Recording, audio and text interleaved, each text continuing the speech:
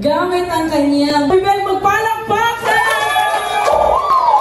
Ang cheer ng kapatid. Gusto ko yun. Pero wait lang. Anong tawag mo sa iyong bride? Mami. And ano naman ang tawag mo na winin sa iyong mister? Daddy and Daddy. So tayo po, bago po tayo pumasok sa isang pintuan, tayo po muna ay kumakatok. Kaya, we have to ask permission kung i-allow ba ni Llewellyn na papasukin ka sa kanyang pintuan. Iyan mo, Mommy, I'm coming. Ganon, kailangan mas malambing pa doon. Kailangan ng convincing power. Mommy, I'm coming.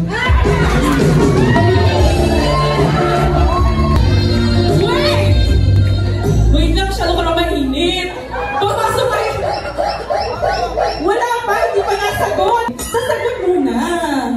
Kung pumapayag ang ating bride, sasabihin ni Llewellyn, Daddy, I'm waiting. Ganon.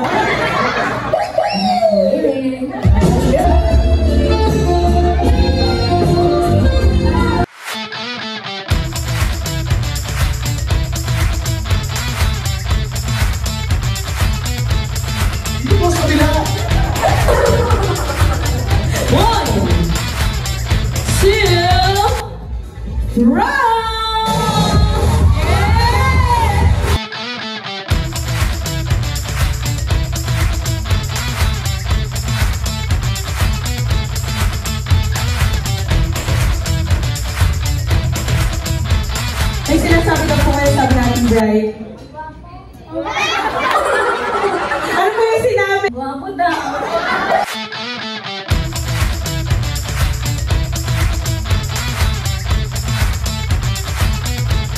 Good afternoon, ladies and gentlemen. Today we are celebrating the union of two hearts into one. Before I officially start our program, allow me to introduce myself. My name is Host MJ, the Sterling Host, and I will be your master of ceremony for this celebration of the new Mr. and Mrs. Santiago. As of the moment, everybody, during the entire reception program, we are encouraging every one of you to please participate by enjoying every beat, every sip, and every dance.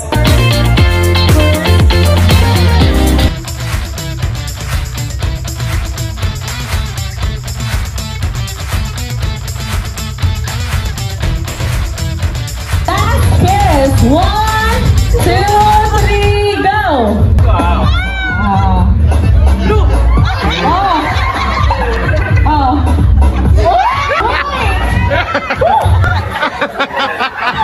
Parang lalo nag-iinit yung momentum natin. For our third kiss, let's grant it for Trisha. Kanina nakaluho si Sir Jonah, eh? 3, go! Go!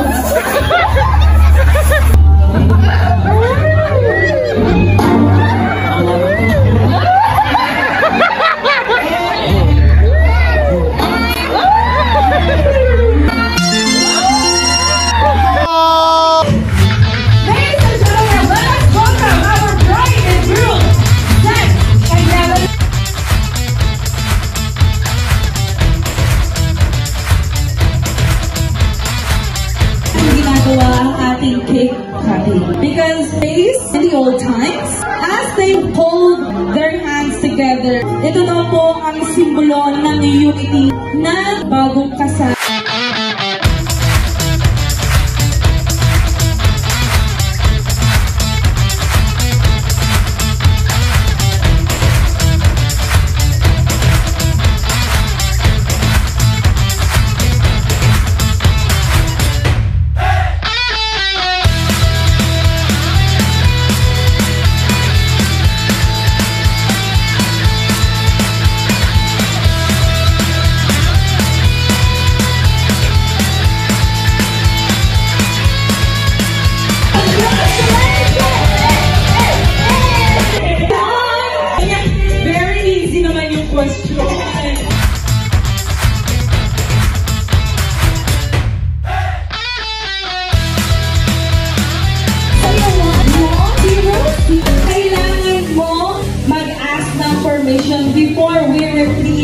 the garter. You only have to say, babe, I'm coming.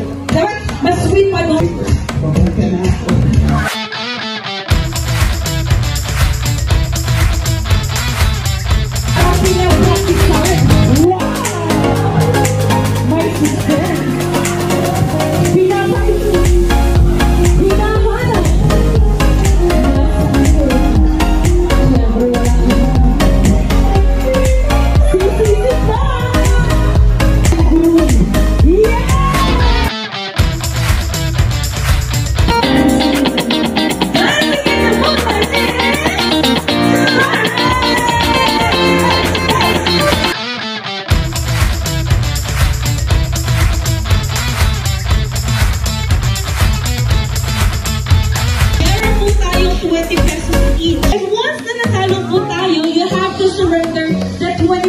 To the winner. Down to